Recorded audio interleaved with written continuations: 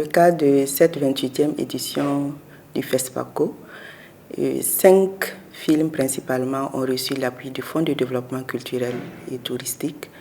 Il s'agit notamment de l'affaire Samori, des films du dromadaire, de Exogène, le sermon des prophètes du studio Les Bosquets, de plus en plus loin de Acacia Productions, Syrah, des films Selmon, Le Taxi, Le cinéma et moi, de Génération Film.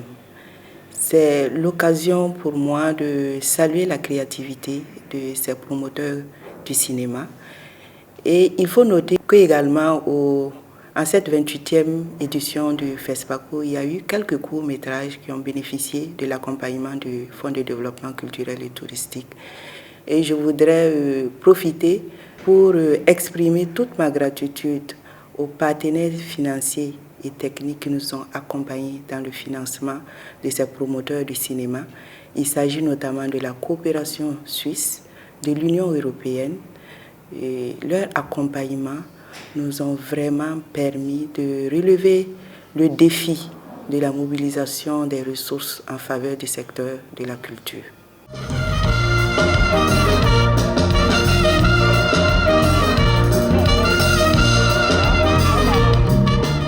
Pour cette 28e édition du FESPACO, l'apport financier du Fonds de développement culturel et touristique à l'endroit des acteurs du cinéma s'élève à peu près 165 millions de francs CFA.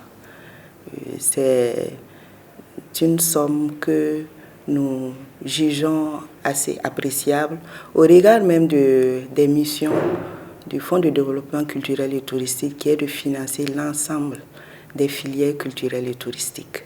En plus des financements directs accordés aux promoteurs du cinéma, il y a eu un accompagnement à l'organisation même du festival.